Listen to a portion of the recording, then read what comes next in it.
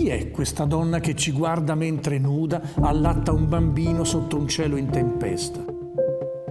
Chi sono questi tre uomini che si sono fermati ai margini di un bosco? Cosa si legge nel volto di questa vecchia che si rivolge al di là della tela mentre porta al petto una mano con cui tiene un cartiglio? Ce n'è abbastanza perché generazioni di studiosi si siano accapigliati sul significato di queste opere, sulle circostanze della loro realizzazione. Si è parlato spesso a sproposito di rebus, di mistero, di enigma. Si sono fatte ipotesi di ogni tipo. Sono stati consumati molti litri di inchiostro. Di sicuro non c'è nulla, se non che con le sue invenzioni un grande maestro veneto, morto giovane, abbia dato inizio alla pittura di paesaggio e di figura, una pittura laica, spesso slegata dalla committenza, molte volte fine a se stessa. Una pittura però che avrà conseguenze rivoluzionarie sulla grande storia dell'arte. Di quest'uomo conosciamo a malapena il nome, si chiamava Zorzi, ma tutti lo conoscono come Giorgione.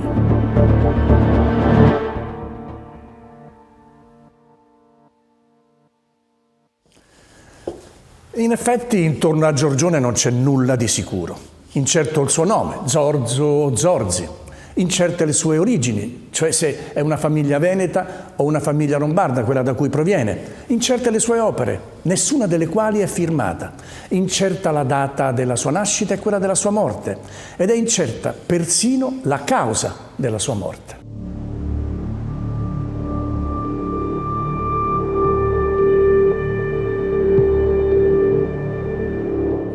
Provato però che sia nato a Castelfranco Veneto, un paese fondato alla fine del XII secolo con una bella cinta muraria di mattoni rossi perfettamente conservata, in posizione strategica al centro di un'importante crocevia di comunicazioni che entra a far parte dello Stato veneziano nel 1338.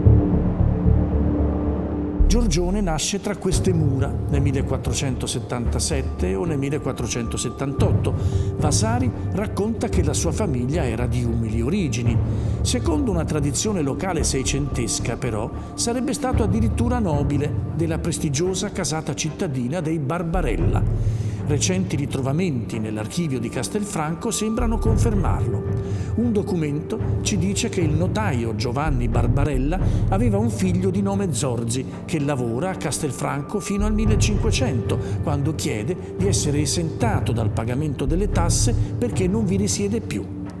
Che si tratti del giovane pittore è probabile, se non certo, e questo fa pensare che i suoi primi passi calcarono le strade di campagna che legavano la cittadina a Venezia, dove per Vasari sarebbe stato allevato. Allevato in Vinegia, così scrive nelle vite.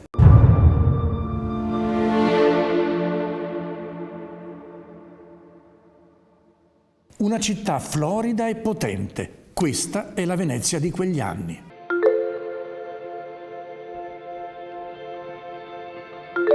Nel 1479, quando Giorgione ha 1 o 2 anni, viene firmata una pace con l'impero ottomano che interrompe anni di spietate contese e frutta la serenissima l'isola di Cipro. Una supremazia politica ed economica che si riflette nelle architetture che arricchiscono il tessuto urbano.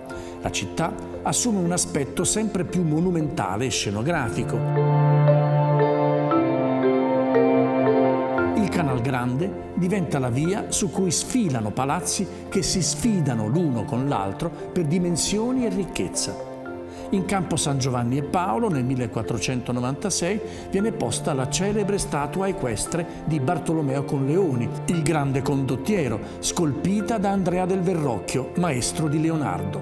Un'opera che avrà una grande influenza sugli artisti. Negli anni di Giorgione, nel campo pittorico, lo scettro era saldamente nelle mani di Giovanni Bellini. Le sue pale ornavano le più importanti chiese della città, come in San Zaccaria. Di fronte ad esse, certamente il giovane Zorzi ha avuto modo di sostare a lungo. Stando al racconto di Vasari, infatti, la prima formazione di Giorgione avviene proprio nella bottega del maestro. Di sicuro si ricorda del San Francesco della Pala di San Giobbe quando dipinge lo stesso santo nella Pala di Castelfranco. Il panorama artistico lagunare era allora in piena ebollizione. Del 1500 è la celebre veduta prospettica di Jacopo de Barbari. A Venezia arrivavano maestri da tutta Europa e tra essi il giovane Albrecht Dürer. Vi sbarca per la prima volta nel 1494, carico di incisioni che dimostrano la sua inventiva e la sua grande capacità tecnica. Fogli che non potevano non attirare l'attenzione dei pittori locali e non c'è dubbio che Giorgione ha memorizzato molte delle sue idee. Anche l'ossessiva attenzione di Dürer per il dato naturale non deve essergli passata inosservata. Sotto il profilo della produzione artistica, Venezia è segnata in questi anni, in questi decenni, dalla presenza ovviamente della figura totalizzante, potremmo dire, anche se non unica, di Giovanni Bellini. Perché appunto la bottega di Giovanni Bellini è anche il catalizzatore delle più importanti commissioni pubbliche, delle commissioni della Serenissima. Parliamo naturalmente della città di Venezia, anche se poi chiaramente lo scenario va considerato in termini più ampi, perché Venezia a questa data significa anche la terraferma, non soltanto lo stato da mare, non soltanto la città lagunare. Se non che appunto la committenza a Venezia si articola sostanzialmente in una serie di punti di riferimento importanti, ovviamente la Serenissima, il governo della Serenissima con le sue strutture, le sue istituzioni e i suoi luoghi deputati, da Palazzo Ducale ovviamente e tutto il resto, e poi la presenza importante anche degli ordini religiosi. Ovviamente si intende in primo luogo i francescani, che avevano la loro caput et mater ovviamente nella chiesa di Santa Maria Gloriosa dei Frari, e i domenicani, o la chiesa di Santi Giovanni e Paolo, San Zanipolo come la chiamano i veneziani. E dunque l'alveo di tutte queste committenze importanti ovviamente trova un punto di riferimento nella bottega di Giovanni Bellini. Basti dire che affinché Tiziano possa ricevere, la prima grande importante commissione pubblica da un ordine religioso come appunto quello dei francescani per la chiesa dei Frari, la famosa pala d'altare dell'altar maggiore dell'Assunta, dovrà aspettare, e non è un caso, la morte di Giovanni Bellini, del grande vecchio, del grande maestro. 1516 appunto Tiziano diventa veramente una figura in qualche modo autonoma, e quindi è in questo scenario che si inserisce, in questa fase che va inserita ovviamente l'emergenza della figura di Giorgione, con i suoi ovviamente chiaroscuri, con quello che si riesce a mettere in luce e con le tante zone d'ombra che ancora rimangono. Venezia è anche una città della musica. Musici e cantori aprono la processione in piazza San Marco nella Grande Tela del 1496, opera di Gentile Bellini, fratello di Giovanni. Giorgione amava la musica e la praticava, come racconta Vasari. Suonava e cantava nel suo tempo tanto divinamente che egli era spesso per quello adoperato e a diverse musiche e ragunate di persone nobili. È in questo clima che Giorgione si è formato ed è qui che ha vissuto fino all'ultimo dei suoi giorni. Vasari scrive le sue vite alcuni decenni dopo la morte dell'artista. Le sue informazioni dunque vanno sottoposte ad una attenta verifica. L'artista aretino racconta che Giorgione si dilettava continuamente delle cose d'amore e ci fa sapere che cominciò facendo in Venezia molti quadri di nostre donne e altri ritratti di naturale che sono vivissimi e belli. Proprio a quelle Madonne e a quei ritratti dobbiamo dare la caccia. Una carta d'archivio, scoperta pochi anni fa, registra il 14 marzo del 1511 quanto rimasto dell'eredità dell'artista. Nessun quadro, solo pochi mobili e alcuni indumenti. Poche, forse una trentina, sono anche le sue opere, nessuna delle quali di attribuzione certa. Per questo nel raccontare Giorgione bisogna muoversi con molta cautela. Per ricostruire il suo percorso biografico e artistico si deve procedere per gradi, mettendo insieme i pochissimi indizi con le intuizioni degli storici e dei critici d'arte.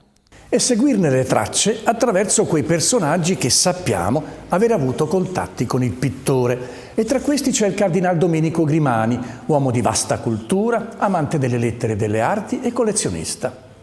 Oggi lo possiamo guardare negli occhi il cardinal Grimani in un tondo che si trova alle gallerie dell'Accademia. È insieme al nipote Marino. Domenico Grimani era uno degli uomini di chiesa più ricchi e potenti, non solo di Venezia, ma dell'intera Italia. La sua biblioteca era leggendaria, così come la sua collezione d'arte. È proprio nelle segrete stanze del cardinal Grimani che Giorgione potrebbe aver visto le opere di colui che secondo Vasari fu il responsabile della sua svolta clamorosa, ossia Leonardo da Vinci. Sappiamo infatti che Leonardo, nella primavera del 1500, fu in contatto con un familiare del cardinale. Se fu in questa situazione, oppure in altra, infatti è stato supposto che nel 1506 Leonardo sia tornato in laguna, che Giorgione ebbe modo di incontrarlo, non lo sapremo mai.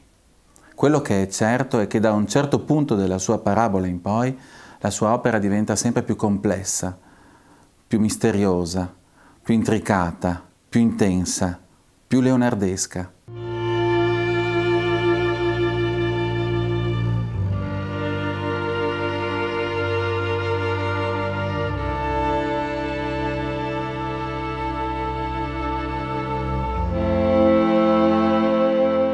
È Giorgio Vasari a raccontarci di questo incontro. Leggiamo.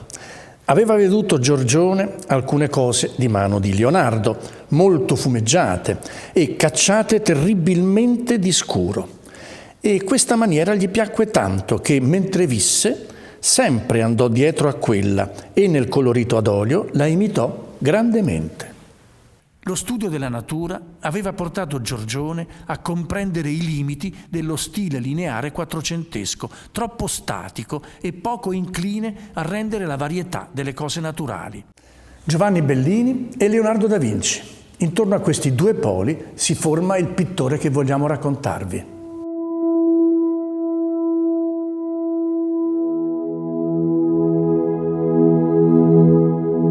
Per capire meglio questa evoluzione di stile, proviamo a mettere a confronto due opere. Si tratta di due tele la cui paternità è ancora molto discussa. Il Cristo portacroce di Boston, di cui una copia si conserva anche a Rovigo, gli era stato attribuito nel 1871 da Giovan Battista Cavalcaselle, che la considerava addirittura l'opera più antica di un Giorgione ancora impegnato nella bottega di Bellini. Oggi l'attribuzione a Giorgione è molto discussa, ma torna comunque utile per capire il clima culturale della Venezia di quegli anni. Il rimando al Cristo del Maestro, che si trova anch'esso negli Stati Uniti, è del tutto evidente. Guardiamo invece il ragazzo con freccia del Museo di Vienna, che ha avuto nel tempo diverse attribuzioni, Andrea del Sarto, Correggio, Lotto, e la cui identità è stata a lungo dibattuta. Un San Sebastiano? Forse Eros con il suo dardo d'amore? O il giovane Apollo, dio del sole e della bellezza? Marcantonio Michiel, letterato e collezionista di quegli anni, lo descrive semplicemente come la testa di garzone che tiene in man la saetta. Secondo la critica più recente, che colloca l'opera all'alba del 1500, il dipinto non può che leggersi sulla scia della presenza di Leonardo a Venezia. Solo così si spiega la dolcezza malinconica del giovane, la resa morbida dei riccioli che affiorano dal fondo nero, le ombre che avvolgono il volto e quelle labbra serrate in un accenno di sorriso che rimandano a quella specie di sorriso stampato sul volto del più celebre ritratto della storia dell'arte, la Gioconda.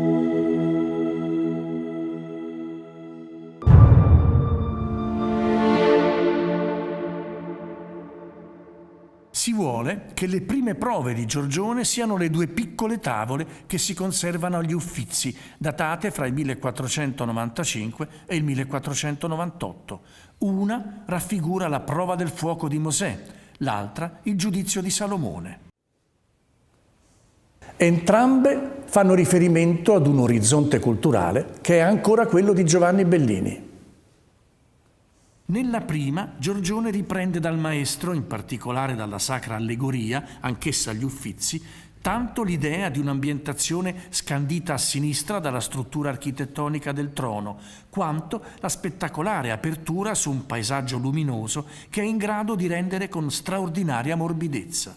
Il tema della prova del fuoco, abbastanza inconsueto, non è tratto dall'Antico Testamento, ma da uno dei testi sacri dell'ebraismo, il Talmud.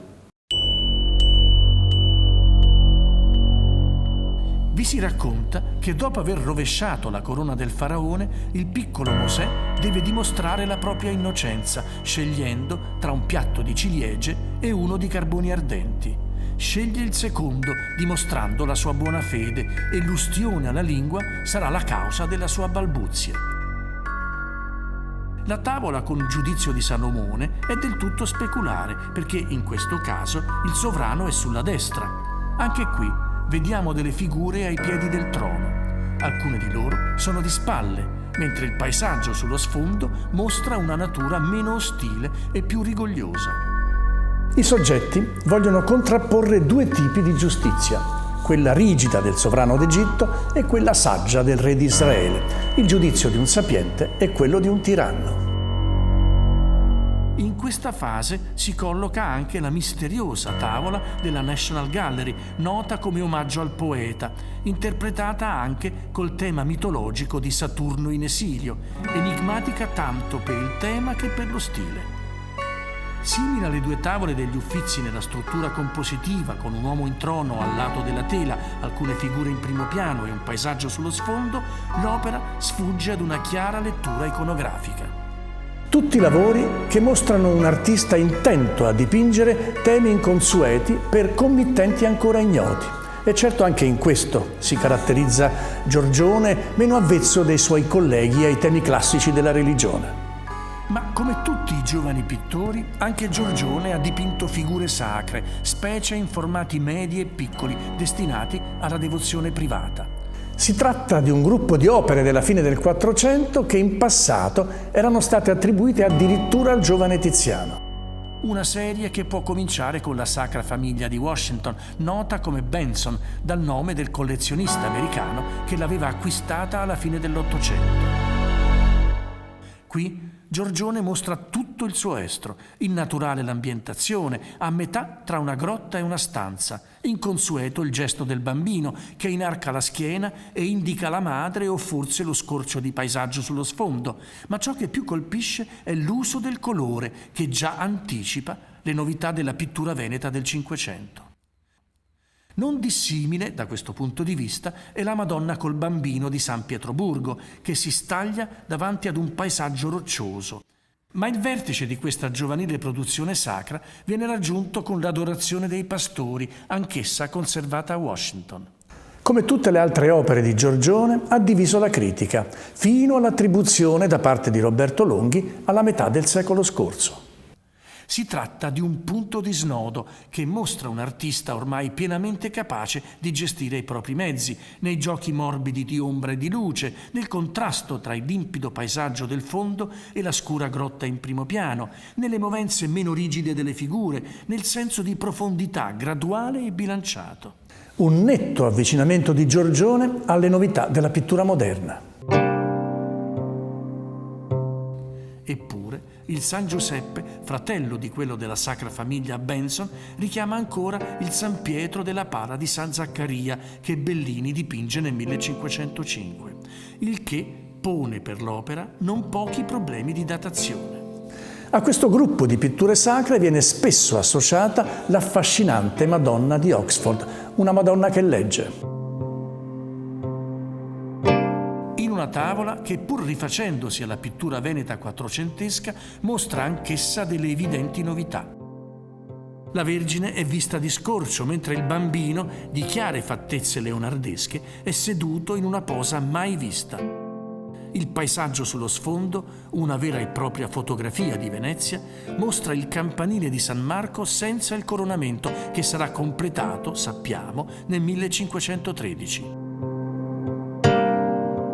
La stragrande maggioranza delle opere che vengono commissionate e prodotte in un luogo come la Serenissima Repubblica, anche limitandosi appunto a Venezia, sono soprattutto di carattere religioso. E quindi è chiaro che anche Giorgione si sia dovuto cimentare, anche per un semplice necessità professionali, con questo genere. Semmai poi può essere più interessante riflettere sul fatto che questa dimensione della pittura religiosa tende a scemare nell'arco della parabola, pur breve ovviamente, della biografia di Giorgione. Però questo è indicativo anche del fatto che questa progressiva scomparsa del genere devozionale religioso canonico coincide più o meno anche con la scomparsa delle grandi commissioni pubbliche, delle importanti commissioni pubbliche, il che peraltro significa che evidentemente la produzione di Giorgione, i suoi referenti sotto il profilo della committenza, tendono ad essere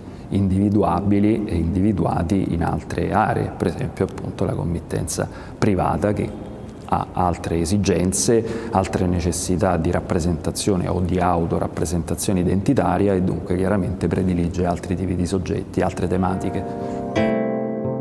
La Giuditta, oggi a San Pietroburgo, al Museo dell'Ermitage, che nel Settecento era stata attribuita addirittura a Raffaello.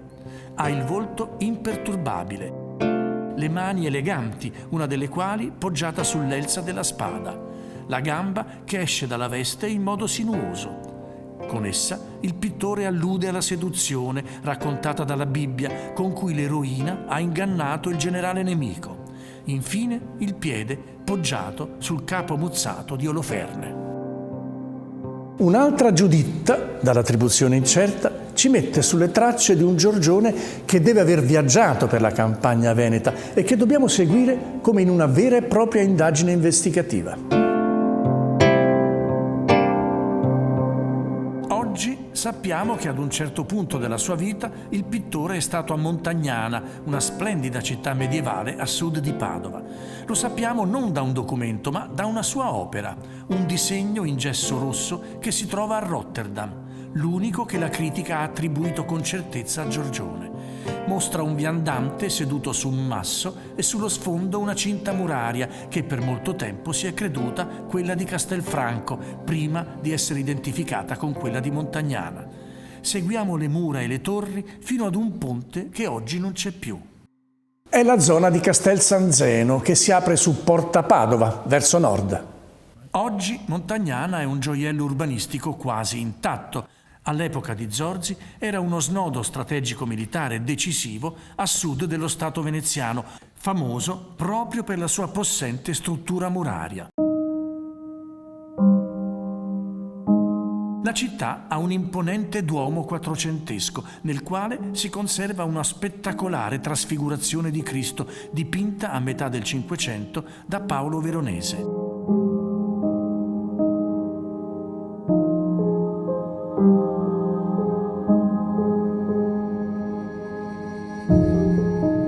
Se ci giriamo verso la controfacciata, ci accorgiamo che ai lati del portale ci sono due affreschi, scoperti nel 1930 e malamente restaurati fino ad alterarne i valori pittorici.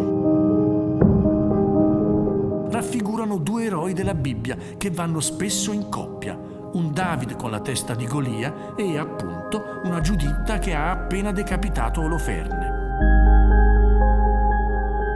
Il fatto che Giorgione sia stato a Montagnana fa pensare che questi due affreschi possano essere suoi. Quello che si legge nelle parti originali superstiti, il capo e le mani di Giuditta, la mezza testa di Oloferne e i brani del paesaggio, rende plausibile l'ipotesi.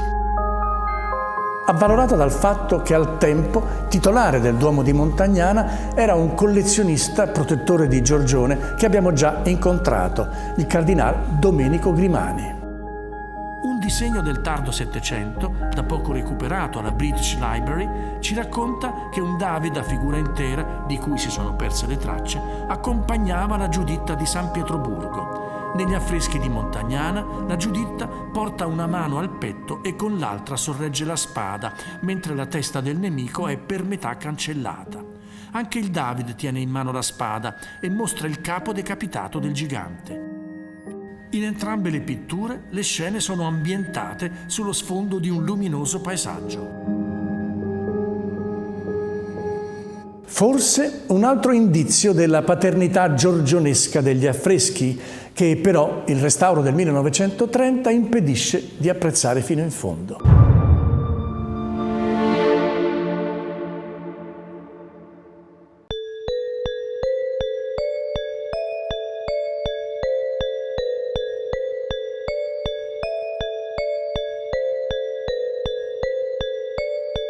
Altri affreschi, quelli che Giorgione avrebbe dipinto nel suo paese natale, Castelfranco Veneto, o addirittura nella sua stessa casa, se non fosse del tutto falsa la notizia secondo la quale quell'edificio sia stato proprio Casa Giorgione.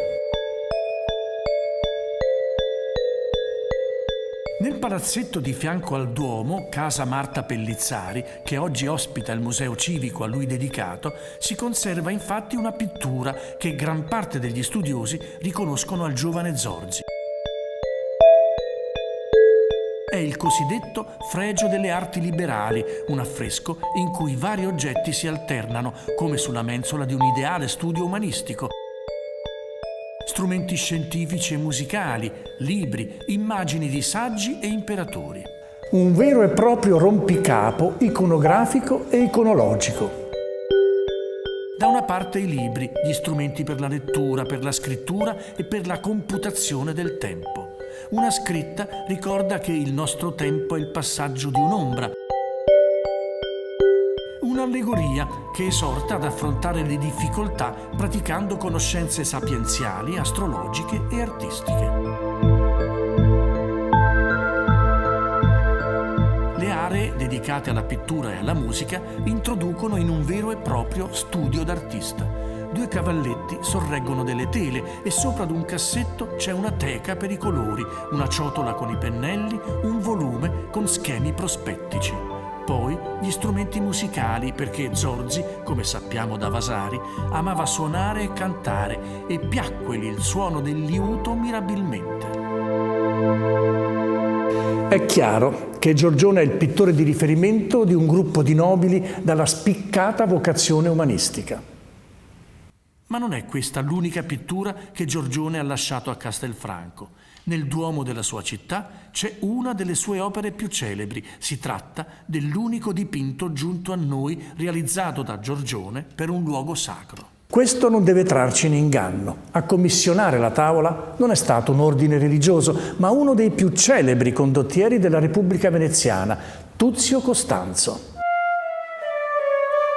La Pala di Castelfranco ha una struttura tardo-quattrocentesca nella disposizione piramidale, con la Madonna in alto e i santi ai lati, ma Giorgione vi apporta alcune modifiche sostanziali. La composizione asciutta, essenziale, priva di ogni ornamento, e una Maria che svetta su un trono incredibilmente alto.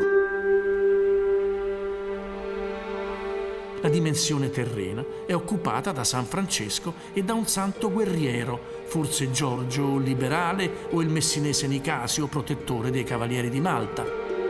Sullo sfondo si apre un paesaggio con una torre da una parte e 2 soldati dall'altra. È stato detto che è il silenzio a dominare il quadro. Un senso di velata malinconia che traspare dai volti dei santi e della Vergine. Secondo alcune ipotesi, la pala andrebbe messa in relazione con la morte del figlio del committente, Matteo Costanzo. L'alto basamento del trono sarebbe un sarcofago di porfido con lo stemma dei Costanzo in evidenza. In tal caso, la pala andrebbe datata tra il 1503 e il 1504, data della morte del ragazzo, e non al 1500, come anche è stato proposto. Un altro degli aspetti che merita di essere sottolineato nella Pala di Castelfranco è legato a un nuovo senso del paesaggio che vi si esprime.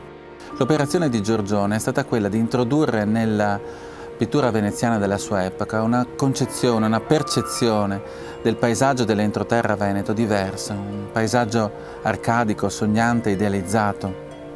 In ciò fu seguito da Tiziano e da tanti altri. Purtroppo oggi quel paesaggio non esiste più perché è stato cannibalizzato da un'urbanizzazione selvaggia che si registra soprattutto a partire dal secondo dopoguerra. Sussistono però come dei miraggi, delle oasi di bellezza alcune zone, soprattutto nel Trevigiano, che ci colpiscono proprio per questo incanto e che ci consentono di travasare la pittura nella realtà e viceversa. Comunque sia, è chiaro che all'inizio del secolo Giorgione è in via di netta affermazione sia nella sua città che a Venezia.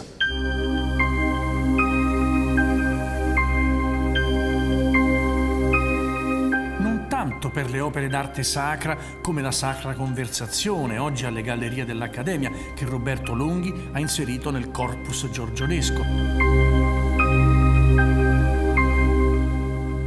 quanto piuttosto per alcuni ritratti dove l'incontro con Leonardo appare evidente. Abbiamo visto il ragazzo con freccia del Museo di Vienna. L'esempio di Leonardo può servire anche proprio per spiegare e per qualificare meglio il senso degli sviluppi che Giorgione imprime a questo genere. Li imprime nel senso appunto nella ricerca di un rapporto più diretto, meno astratto, meno formalizzato, appunto nel rapporto fra l'osservatore e il soggetto ritratto, insomma. Ci sono altre figure che Giorgione, come dice Vasari, caccia terribilmente di scuro. Il ritratto di Giovanni Borgherini e il suo maestro, per esempio, il quadro con cui il pittore abbandona per la prima volta la tavola per la tela, che gli permette maggiori modulazioni di chiaroscuro.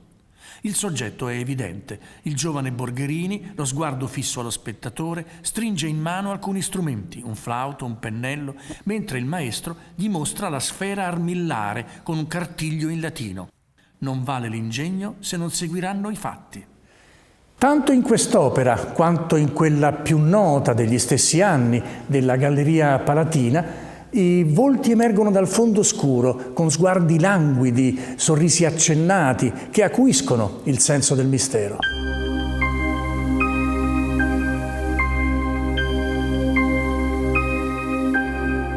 Nel quadro fiorentino gli effetti della luce sono straordinari, come per le ombre del berretto sugli occhi del giovane e dei capelli sulla sua guancia.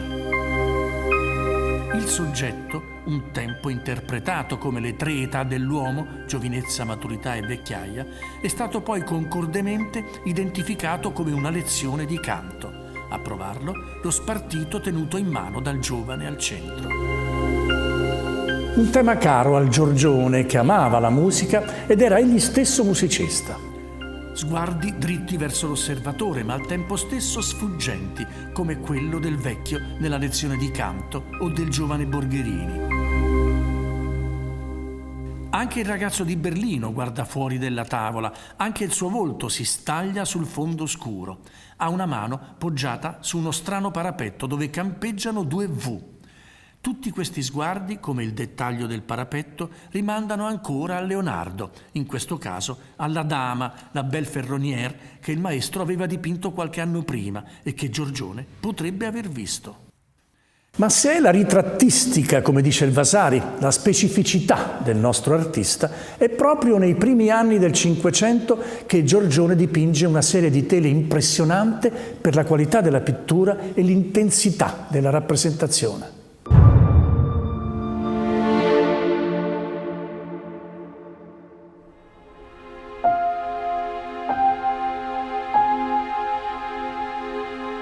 Giorgione continua a studiare gli effetti della luce, portando avanti il discorso cominciato dopo l'incontro con Leonardo.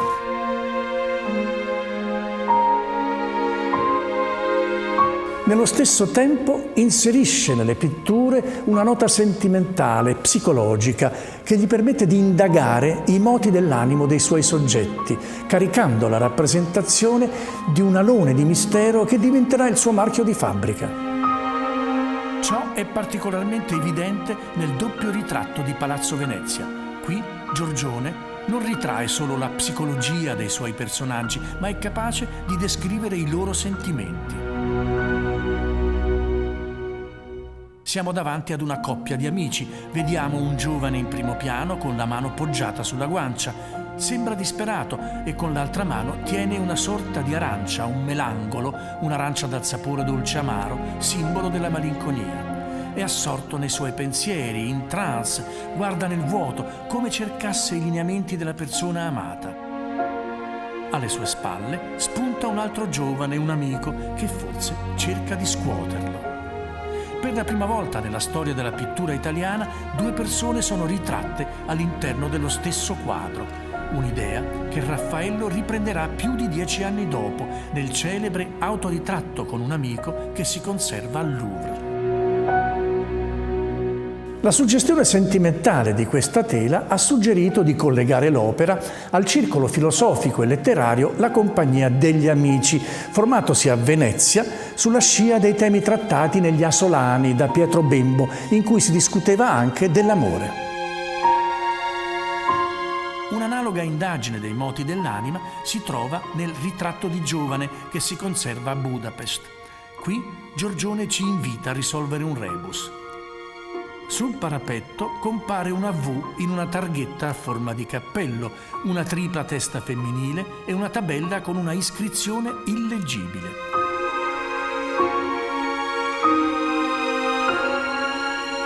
Ma al di là dei simboli e dell'identità del soggetto, in questo ragazzo malinconico con la mano sul petto che si impegna in una solenne promessa, resta il senso di una rara, sottile interpretazione del sentimento amoroso.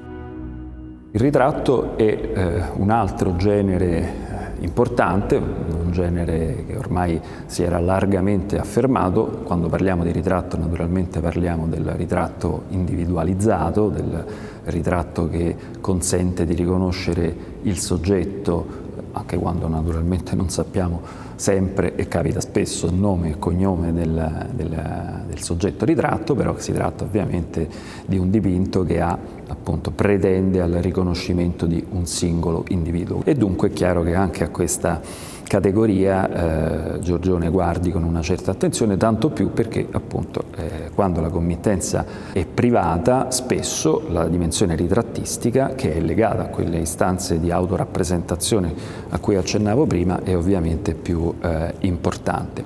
E in questo genere Giorgione ha saputo effettivamente lavorare sugli scarti, sulle novità, sulla rielaborazione di una tradizione precedente, e anche in questo senso il ritratto è un luogo di elaborazione importante di novità sotto il profilo della retorica figurativa. Ancora una tela con due figure. Ritratto di un uomo armato con il suo scudiero che si trova agli Uffizi e che un tempo era stato identificato come il ritratto del Gattamelata.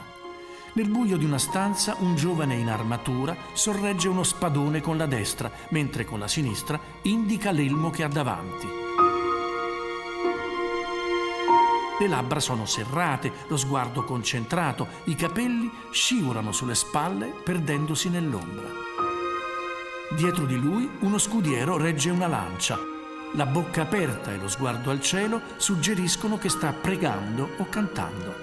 Sembrano non curarsi l'uno dell'altro, si preparano alla guerra. È la notte prima della battaglia. Anche in questo caso si è parlato di ritratto dell'anima, ma qui le armi sollecitano il virtuosismo del pittore che ne insegue i bagliori, un riflesso che parte dalla spalla del guerriero, scende sul suo braccio per poi precipitare lungo la lama della spada. Uno spadone che assume quasi le sembianze di una croce, forse un presagio di morte.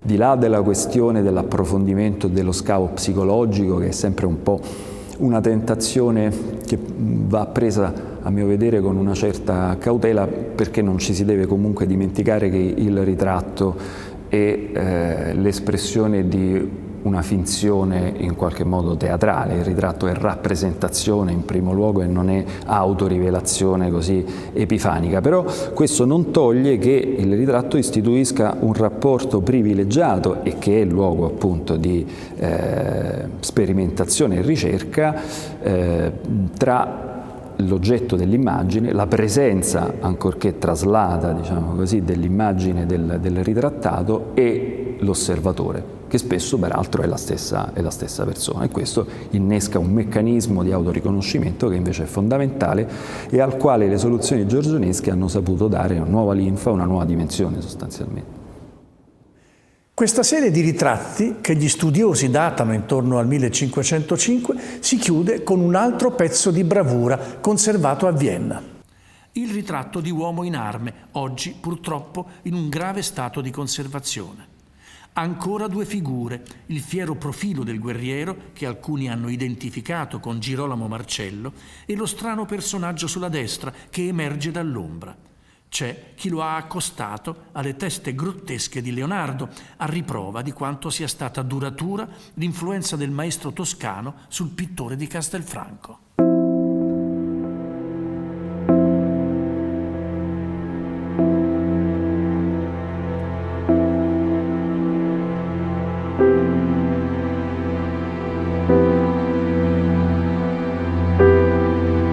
Intorno al 1505, dunque, Giorgione è un ritrattista ricercato per la grande capacità di riuscire a tirar fuori dalle figure una sottile introspezione psicologica. Ma la fama del pittore è legata soprattutto a due soggetti narrativi di cui si è scritto tantissimo.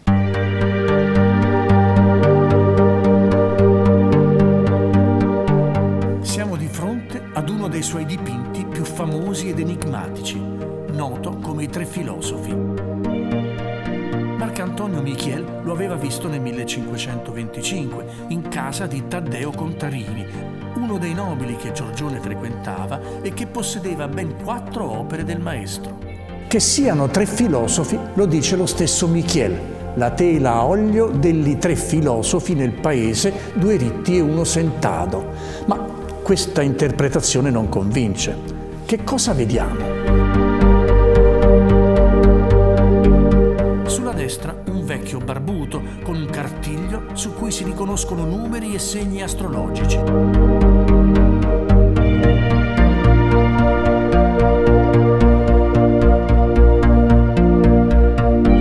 Accanto a lui un uomo più giovane col turbante e una veste medio orientale.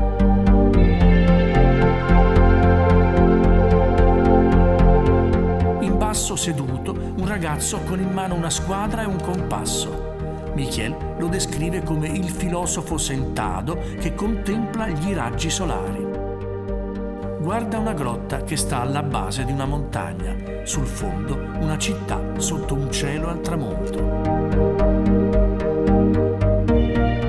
Si è parlato di 3 filosofi realmente esistiti, di 3 versioni dell'aristotelismo, dei Re Magi. Si è pensato che la grotta alludesse a quella del mito di Platone o che i 3, con i loro strumenti per misurare le stelle, aspettassero l'eclissi di luna del 1504.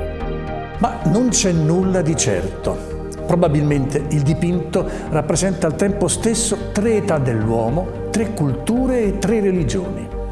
L'ebraica incarnata dal vecchio, l'islamica nel personaggio al centro, il pensiero greco nel giovane seduto. Resta il fascino di un'opera senza tempo che immerge 3 figure vere e immaginate in un paesaggio reale e fantastico. L'altro grande enigma a cui è legata la fama di Giorgione riguarda la Tempesta, custodita nelle gallerie dell'Accademia e anch'essa datata intorno al 1504.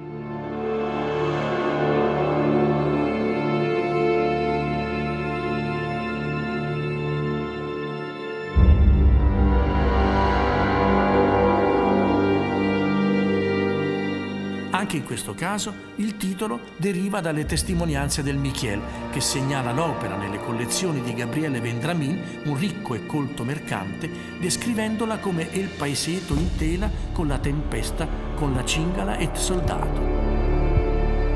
Sulla tempesta si è detto tanto, si è detto tantissimo, talvolta si è detto anche troppo, e dunque resta ancora il dubbio che possa appunto essere correttamente interpretato, almeno finché non saltino fuori elementi documentari o comunque elementi di un qualche confronto diretto più cogente. Però appunto questa enigmaticità, potremmo dire così, che forse sarebbe meglio descrivere come ellissi, in realtà dipende dal fatto che questi dipinti erano destinati a un pubblico che aveva già delle informazioni in termini di interessi, in termini di riferimenti testuali, culturali specifici. E d'altra parte il dipinto, tutti i dipinti, e questi in particolare, sono fatti per essere visti in un certo modo, ma soprattutto da certe persone.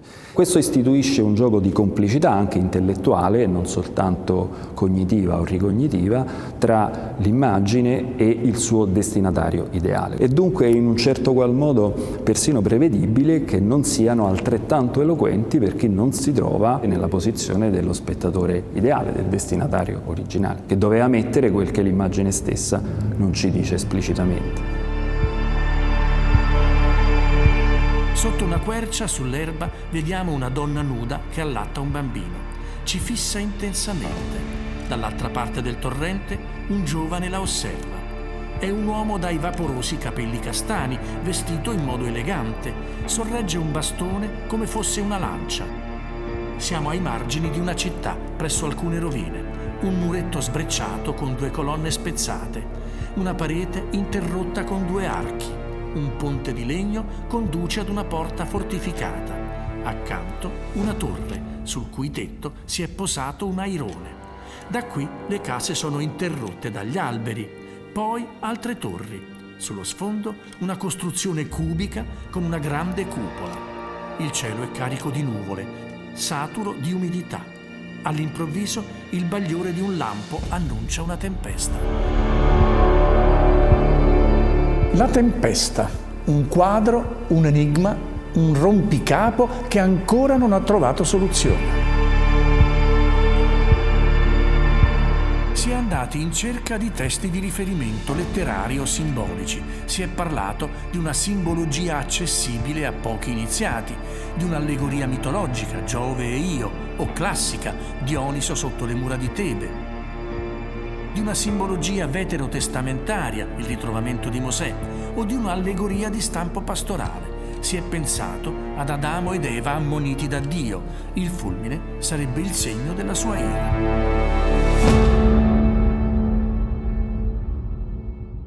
Ma una interpretazione davvero credibile non è stata proposta, al punto che qualcuno si è chiesto se La Tempesta non sia una delle prime poesie della pittura italiana, priva di significati nascosti, insomma un capriccio realizzato con 2 secoli di anticipo sui vedutisti veneziani.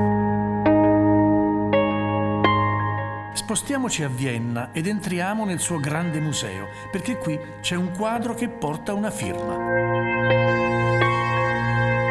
Anche se non è la firma di Giorgione, questa piccola tela mostra una donna con alle spalle una rigogliosa pianta d'alloro, un dipinto importante, soprattutto perché conserva alcune informazioni preziose. Sul retro si legge un'iscrizione: AD 1 giugno 1506, fo fatto di mano de maestro Zorzi da Castelfranco, collega de maestro Vicenzo Catena, ad istanza de messer Giacomo.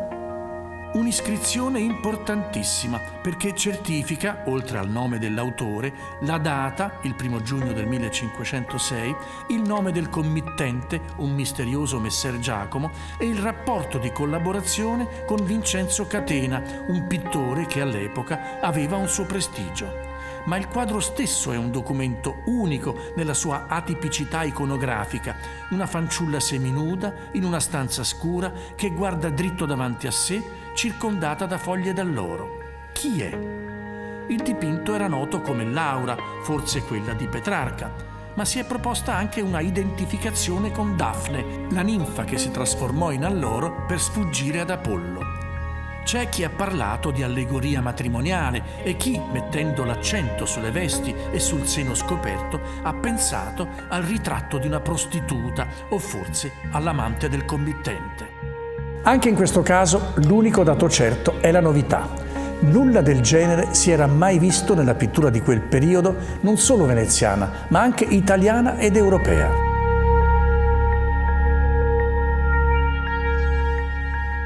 Dopo il messer Giacomo, che nel 1506 aveva richiesto a Zorzi la cosiddetta laurea di Vienna, ecco dunque profilarsi altri due committenti del pittore. Di uno, Taddeo Contarini, sappiamo con certezza che possedeva almeno 3 sue opere.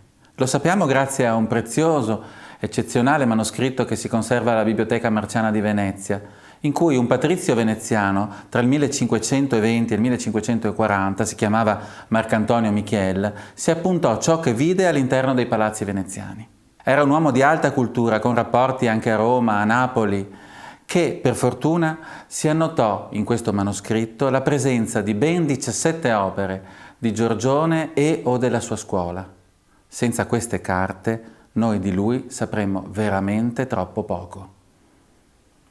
Un'altra donna, dipinta negli stessi anni, è ben meno seducente.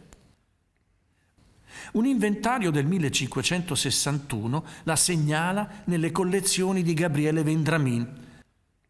Oggi è alle Gallerie dell'Accademia, raffigura una vecchia ed è uno dei dipinti più intensi dell'artista. Noto come ritratto della madre di Giorgione, il quadro mostra la straordinaria capacità del pittore nel rendere ogni imperfezione della carne e rimanda, più che a Leonardo, ai dipinti e ai disegni che Dürer faceva in quegli anni anche a Venezia. La donna ha una veste di messa, povera ma pulita. Sulla sua spalla è appoggiato uno scialle. Una cuffia trattiene in parte i radi capelli spettinati che ricadono in un ciuffo. Porta una mano al petto a indicare se stessa e la sua pena. Socchiude la bocca come per parlare, lasciando intravedere la lingua dietro la dentatura irregolare. Il naso è carnoso, la pelle segnata dalle rughe. In un cartiglio si legge la scritta «Col tempo», forse un monito sul destino riservato alla giovinezza e alla bellezza. Giorgione non porta sulla tela un'idea astratta della vecchiaia, ma la sua realtà grave e lucida, forse servendosi come modella della stessa madre.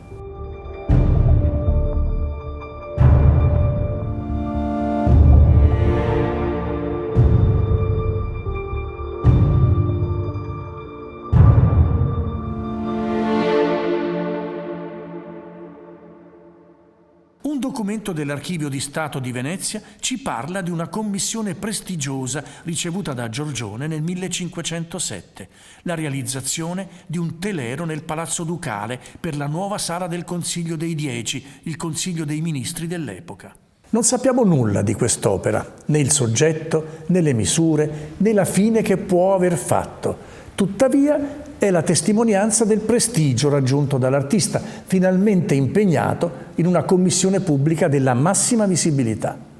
Giorgione è ormai pittore della Serenissima e nel 1508, grazie all'interessamento del Senato veneziano, riceve l'incarico di realizzare la decorazione ad affresco delle facciate nord-orientali del Fondaco dei Tedeschi dietro al Ponte di Rialto, sede commerciale della comunità tedesca in Laguna, ricostruito dopo l'incendio del 1505.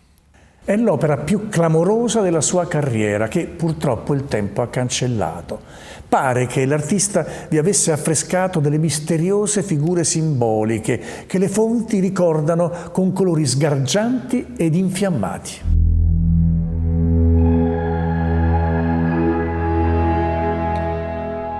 Non conosciamo l'impianto iconografico di questi affreschi, ma fino ai primi del Novecento, tra due finestre della parte in alto dell'ultimo piano, era appesa una misteriosa, enigmatica figura di nuda. È ciò che ci resta dell'intera decorazione e oggi si conserva in Palazzo Grimani come parte delle collezioni delle Gallerie dell'Accademia.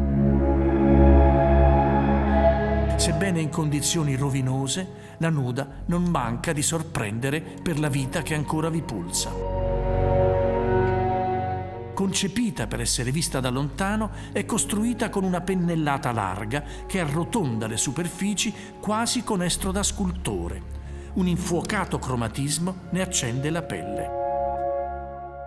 quello che un commentatore del Seicento, parlando dell'ultima maniera del maestro, definiva la carne mista col sangue.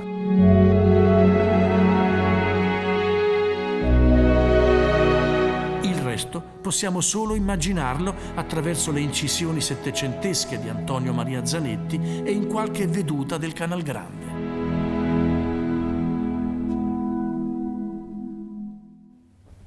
Le decorazioni del Fondaco dei Tedeschi segnano anche il momento di contatto fra Giorgione e l'artista che di lì a poco, alla sua morte, ne raccoglierà il testimone, Tiziano Vecellio.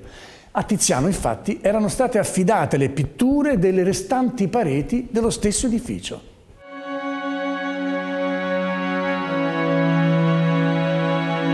In questa fase, tra il 1508 e il 1510, la contiguità tra i due artisti è evidente, tanto che si è parlato di opere cominciate da Giorgione e concluse dal pittore di Pieve di Cadore. Incisori come Dürer e Jacopo de Barbari erano logicamente in stretto contatto con il mondo editoriale veneziano, che alla fine del Quattrocento conobbe un'enorme espansione.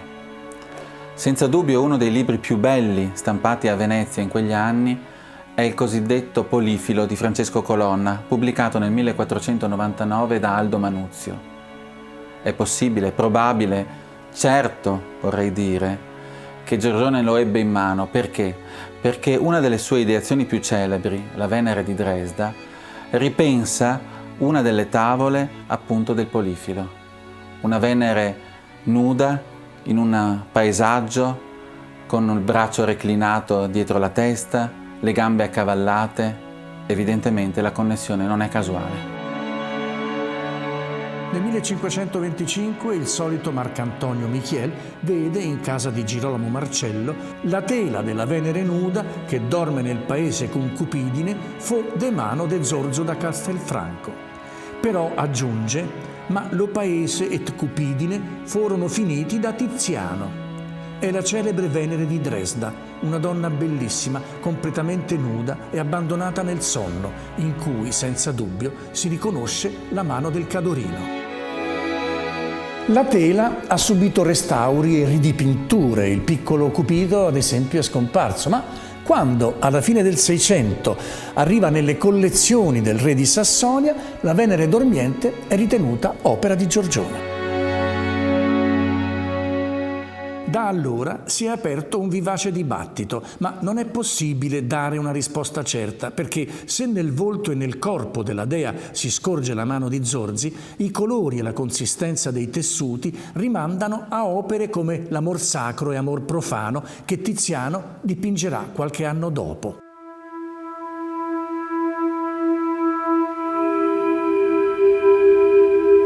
L'incontro o la confusione fra Giorgione e Tiziano investe anche il Cristo Portacroce, che un tempo era nella chiesa di San Rocco e oggi è nella attigua Scuola Grande. Un'opera molto nota perché l'immagine è stata a lungo oggetto di devozione in quanto considerata miracolosa. Il dubbio è antico quanto il dipinto ed è dovuto in gran parte al Vasari, che lo attribuisce a Giorgione nella prima edizione delle Vite e poi invece lo assegna a Tiziano nell'edizione del 1568. A favore di Giorgione gioca l'intensità ritrattistica e la composizione, simile a quella del ritratto di uomo in arme di qualche anno prima. I sostenitori di Tiziano fanno leva sul tono del dipinto e sulle affinità stilistiche del dio della lunetta, con la stessa figura dell'Assunta in Santa Maria Gloriosa dei Frari. Infine, il concerto campestre del Louvre, assegnato a Giorgione fino al 1927, quando Longhi ha proposto il nome di Tiziano, sottolineando le affinità stilistiche con opere come Le Tre Età, oggi ad Edimburgo.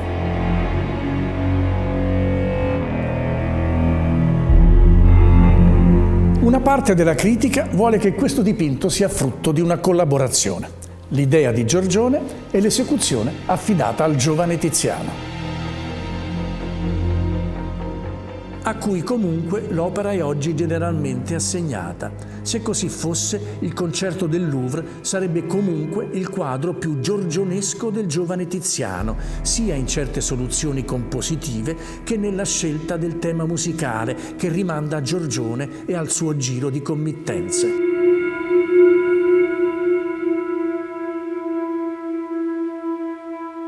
Una conferma dell'immagine dell'allievo o del nuovo Giorgione che Tiziano assume negli anni successivi dopo aver dipinto con il pittore di Castelfranco gli affreschi del Fondaco dei Tedeschi.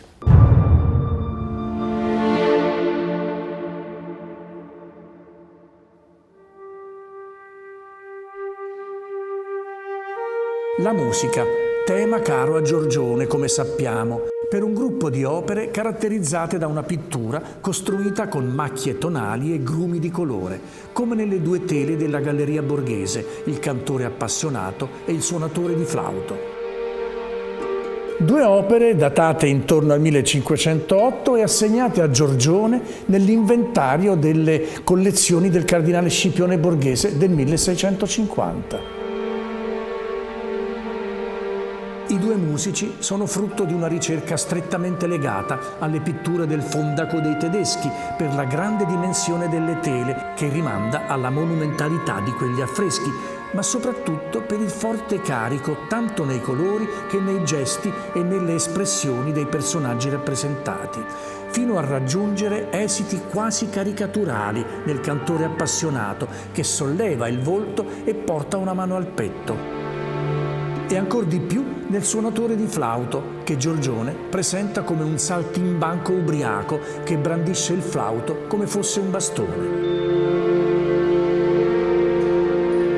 Nel pastorello con flauto della Royal Collection, che a differenza delle tele della Borghese non ha nulla di grottesco, la stesura pittorica è la stessa.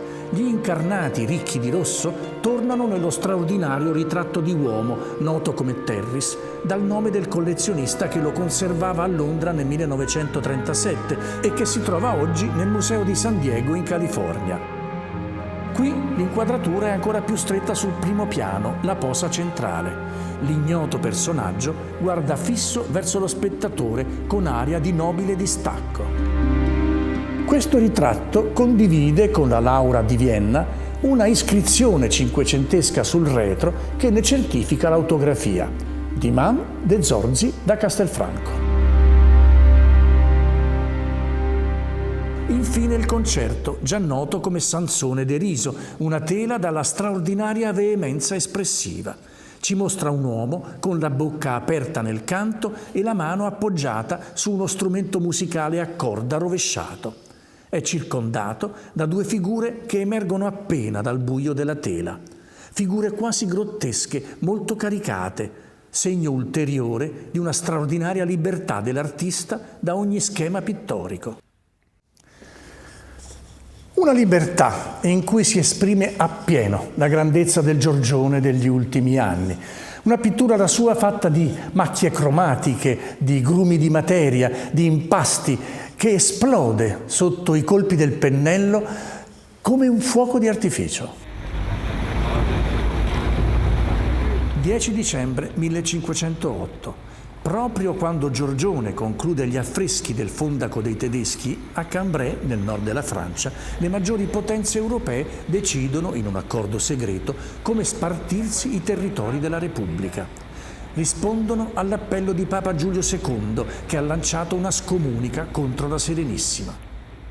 Venezia non crolla grazie alla sua grande capacità diplomatica, ma finisce per sempre il miraggio di una espansione inarrestabile nella terraferma.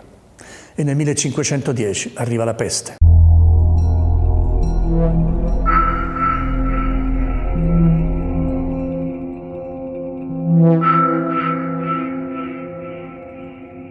Giorgione muore tra settembre e ottobre del 1510. Così scrive Vasari: Nel molto conversar che egli faceva, per trattenere con la musica molti suoi amici, si innamorò di una Madonna, et molto goderono l'uno et l'altra de loro amori.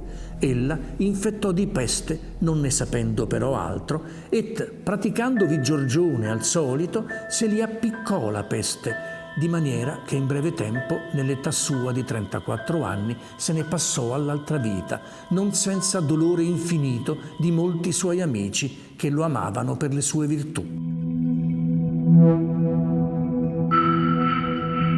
Un documento dell'Archivio di Stato di Venezia sembra confermare la causa della sua scomparsa, perché dice che il pittore muore ad Ospitale Nazareth Venetis, nel Lazzaretto Nuovo, l'isola a nord della laguna dove venivano segregati gli appestati.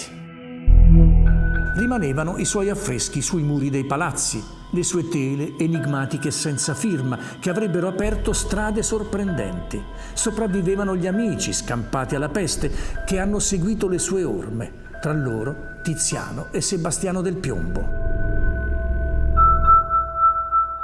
La notizia della morte di Giorgione varca i confini dello Stato e raggiunge le corti di tutta Italia. Giunge alla marchesa di Mantova Isabella d'Este, quella ritratta da Leonardo, che attraverso un suo corrispondente, Taddeo Albano, cerca di acquistare un quadro di Giorgione che raffigura una notte. Giunge ad Urbino, a Palazzo Ducale, uno dei maggiori centri della cultura rinascimentale, dove Baldassarre Castiglione scrive Il Cortegiano, pubblicato nel 1528 proprio a Venezia. Parlando della pittura, il Castiglione indica 5 maestri perfettissimi: Leonardo, Mantegna, Raffaello, Michelangelo e Giorgio da Castelfranco. Nel 1550, nella prima edizione delle Vite, Giorgio Vasari indica Giorgione, con Leonardo, tra i fondatori della maniera moderna. Era nato per metter lo spirito nelle figure et per contraffar la freschezza della carne viva, più che nessuno che dipingesse non solo in Venezia, ma per tutto.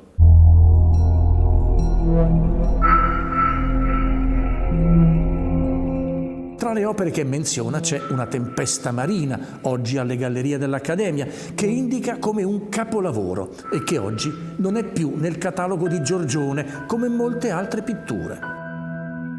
Eppure, poco più di 50 anni dopo la sua morte, le notizie su di lui e sulla sua attività artistica sono già confuse e contraddittorie e la situazione peggiora nei secoli successivi.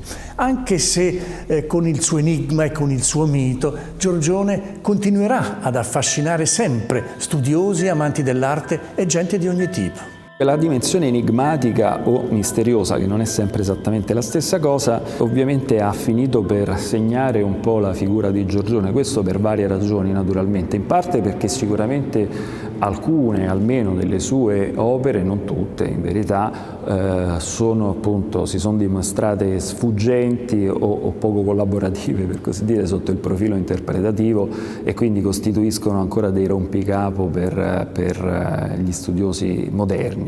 E questo certamente ha contribuito a proiettare su Giorgione un alone di mistero. Poi ovviamente c'è anche la fortuna, la cosiddetta fortuna critica, che talvolta può essere anche una sfortuna critica secondo dei punti di vista, che invece ha sicuramente alimentato quest'idea del mistero, perché in fondo un artista misterioso è un artista più suggestivo e forse, siccome nella parabola della ricezione critica, della letteratura critica, Giorgione è stato considerato per certi versi certamente ha ragione, qualche volta meno, un precursore della modernità o uno dei protagonisti della pittura moderna, della psicologia moderna, del ritratto, eccetera. Il termine moderno è abbastanza ricorrente nella letteratura critica giorgionesca. È chiaro che questa dimensione della modernità ha favorito l'identificazione del suo ruolo con quella dell'artista appunto sfuggente, suggestivo,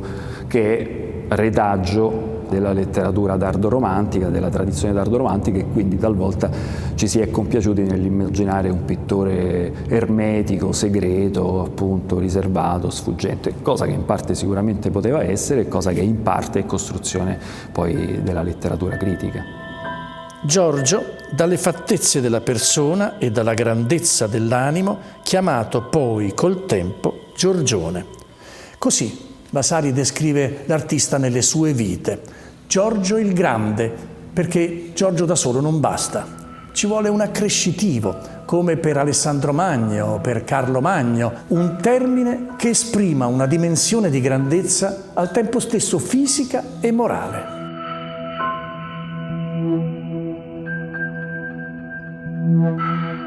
Lo stesso Vasari, nella seconda edizione delle Vite, dichiara di aver visto in casa del Cardinal Grimani 3 bellissime teste di Giorgione. Tra queste, precisa, una fatta per David e, per quel che si dice, è il suo ritratto. Nel museo di Braunschweig, in Germania, si conserva una tela frammentaria con la testa del David, ma senza Golia. Si tratta dell'autoritratto ricordato dal Vasari? L'autore delle Vite parla di una zazzera, come si costumava in quei tempi, infino alle spalle, vivace e colorita, che par di carne. Alcuni aspetti coincidono, come il colore dei capelli, rossiccio. Una incisione di Wenzel Hollar del 1650 riproduce il dipinto, con la didascalia che dichiara vero ritratto de Giorgione de Castelfranco, da lui fatto come lo celebra il libro del Vasari. Ciò consente di ipotizzare che la tela tedesca, decurtata del capo di Golia, sia proprio quella citata dall'artista aretino.